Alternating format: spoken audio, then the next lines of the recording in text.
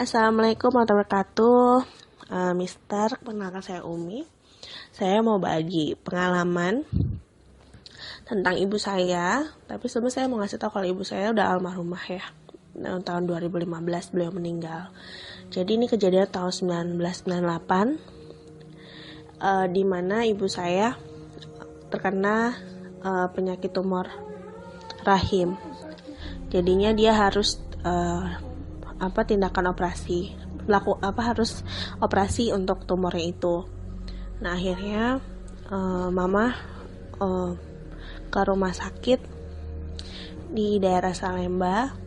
Nah tahun 98 itu kondisinya lagi krisis moneter, di mana rusuh-rusuhnya Jakarta, terus banyaknya banyaknya mayat yang karena rusuh itu. Nah pas saat kejadian itu mama itu harus masuk rawat inap juga kan, karena harus penjadwalan operasi. Nah ketika mama masuk itu memang kondisinya banyak pengumuman tempelan gitu untuk itu kondisi-kondisi jenazah yang ditemukan, mungkin keluarganya atau siapa yang untuk memudahkan mencari, dan itu kondisinya banyak yang nggak utuh. Jadi di foto yang ditempel tuh ya benar-benar yang misalnya ada yang kurang apa gitu kakinya, atau kakinya nggak ada, atau matanya misalnya ada yang keluar, kayak gitu-gitu ditempel memang sengaja biar untuk keluarga gampang mencarinya. Nah akhirnya singkat cerita mama masuklah ke rawat inap. Saat masuk rawat inap, dia itu kan belum bisa tidur nih ceritanya, karena kan penyesuaian. Nah terus pas malam-malam itu bunyi kayak dorongan, krek. Nah mama mikir siapa jam segini ngedorong-dorong. Nah mama ngintip lah dari jendela. Pas itu ada yang lewat. Itu keranda lewat, tapi nggak ada yang dorong. Kondisi kerandanya ketutup. Mama ketakutan, mama baliklah ke kasur.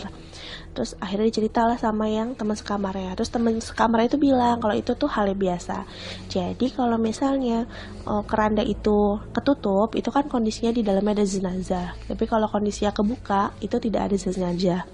Maksudnya ketutup kain ya. Nah ini udah ketutup kain, itu jalan tapi nggak ada yang ngedorong. Nah terus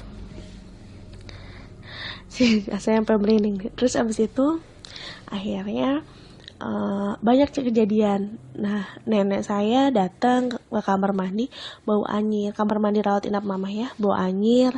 Tapi pas dicari-cari nggak ada darahnya. Terus kalau pintu kamar ditutup tuh kayak ada yang ngegaruk-garuk gitu, tak kayak suara kucing garuk-garuk, tapi pas dibuka nggak ada kucingnya, terus nggak ada bekas garukannya. Banyaklah cerita seram itu.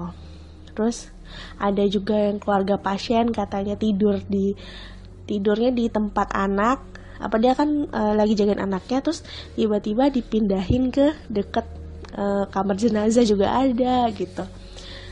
Nggak tahu siapa yang pindahin, pokoknya dia pas bangun udah pindah gitu posisinya. Terus akhirnya jadwal operasi mama pun datang jadwalnya mama operasi. Setelah operasi itu dari pihak perawatnya bilang, Bu jangan dimatiin ya lampunya, biar nyala kondisinya gitu, kalau meskipun tidur tetap aja nyala. Nah tapi karena mama dijagain sama nenek itu nggak bisa tidur kalau misalnya nggak matiin lampu, akhirnya dimatiin lah lampu saat itu. Kondisinya mama tidur, habis operasi masih lemas, nenek di bawah sambil melukin mama yang lagi tidur di kasur. Maksudnya melukin mama, nenek itu tidur di kursi gitu loh, dipeluk. Nah setelah itu mama itu kejang-kejang, tengah malam tuh kejang-kejang. Nah nenek kira mama itu ngigo hampir kayak setengah tuh tapi antara itulah gitu, karena dia rep-repan gitu. Akhirnya dibangunin sama nenek, disuruh istighfar, disuruh doa. Nah pas disuruh istighfar, disuruh doa, akhirnya kebangun lah. Tapi mama nggak langsung cerita, dia sempat kayak kayak takut gitu. Terus abis itu dia baru cerita kalau dia didatengin sama orang tinggi besar, itu lebih dari satu orang. Saya bingung, saya lupa antara 2 atau 3 gitu ceritanya. Pokoknya lebih dari satu orang berdiri di samping kasurnya mama itu, jadi di samping sama di atasnya mama. Tinggi orangnya itu tinggi banget, ngelebihin tinggi atap, jadi mukanya tuh nggak kelihatan, dia cuma kelihatan gede tinggi gitu. Nah, tangannya orang itu yang satu megangin lehernya biar ngedonga, yang satu itu tiba-tiba yang satu ngisep lehernya yang udah dibuka itu sama sosok yang lainnya itu. Akhirnya diisep itu, jadi mama kejang, kayak benar-benar perpan gitu. Terus pas dicek paginya itu emang ada bekas isepan, jadi kayak ada kayak bekas gigi taring, ya kayak bukan apa sih, kayak ada 2 bekas titik, terus kelilingnya biru besar. Terus dokter pun cuman ketawa, kata dokter, ya ibu masih beruntung digigitnya di situ. Di pasien sebelah kemarin ada yang digigitnya di daerah payudara, dan itu memang kejadian. Dan pas pulang pun kan sehabis itu mama udah dibolehin pulang, pas di rumah pun bekasnya nggak hilang, bekas itu pun nggak hilang. Itu hilangnya butuh proses lebih dari seminggu, benar-benar hilang.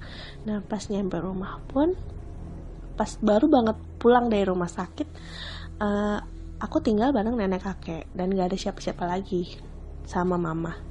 Nah, mama itu disuruh tidurlah di kamar nenek, karena kamar nenek itu dekat dengan berarti satu ini sama toilet. Jadi kamar nenek itu di dalamnya ada toiletnya, jadi biar mama mudah kalau emang mau ke toilet.